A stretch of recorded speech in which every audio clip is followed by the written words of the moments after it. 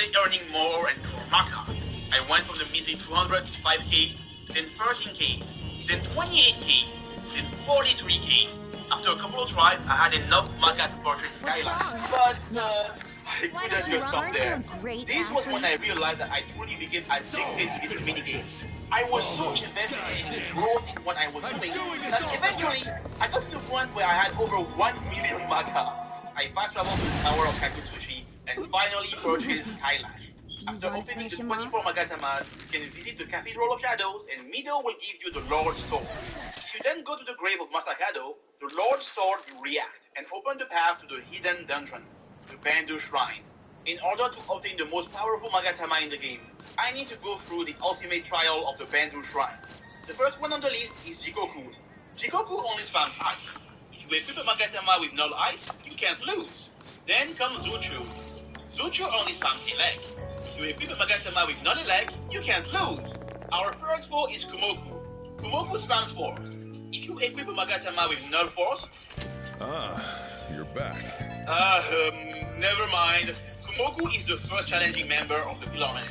Unlike the two others, he actually has functioning brain cells and goes for physical attacks 90% of the time. For the first 4 turns of the fight, Kumoku will use Rasukadra and Rakunda until he is fully buffed and you are fully debuffed. Knowing this, my top priority is clicking Warcry to fully debuff him and then decrease his accuracy with Hawkeye. Surviving is really tough, but if I manage to dodge some attacks, I can use Rakukaja to undo Kumoku's debuff. Once I managed to survive long enough to undo the debuffs and buff my defense, it went a lot better. I was finally able to attack, and after 16 minutes of intense combat, Iron Cloud Gaming won me the fight. Yeah. And now we have to defeat the final member of the Pillar Man, Bishamon. When I fought him the first time, it was pretty easy, but after I played this time for round 2, it's a different story. I have heard that it is extremely challenging, but surely it can't be that bad, right? Well then.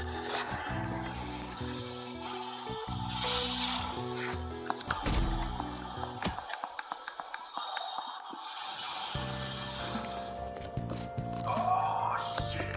Here we go again. Oh yeah.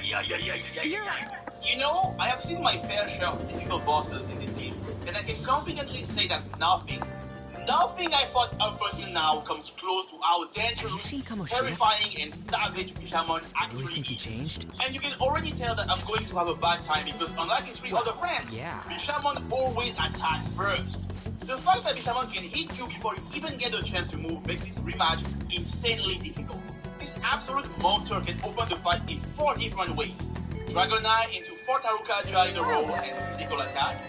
Dragon Eye into 4 Makakaja in a row and Megiddo the fire attack, or my favorite, the double debility. If he opens with the Tarukaja combo, you will die. If he goes for the Makakaja combo, you will also die. The only chance you have to survive is if he goes for a fire attack or debility. You would think that having a weakness would make Bishamon a lot easier, but as the famous Chinese military general Sun Tzu said, fear the boss who has a weakness in a game where most have none. Bishamon has 10 billion ways to destroy me, but what really makes him difficult is how quickly he's able to buff himself. With Dragon Eye, his total action count goes up to 5. Because of this, in just 1 turn, he's able to fully buff his attack or magic and then hit you. The only option I have to deal with this is Warcry.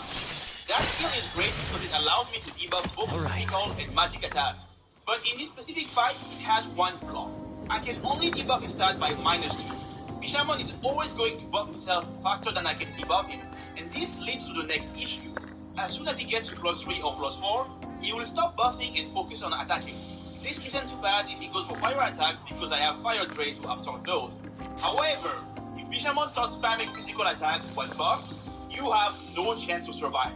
One of his most dangerous moves is actually his basic attack. Not only does it hit really hard, but it also has the unique property of never missing.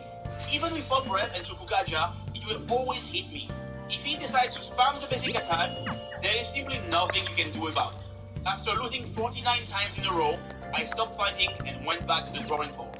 One thing that became pretty clear to me is that in order to increase my chances of winning, I would need to level up a lot more. Now, some of you might be thinking, wait, but you are already at level 99, so how is this going to work?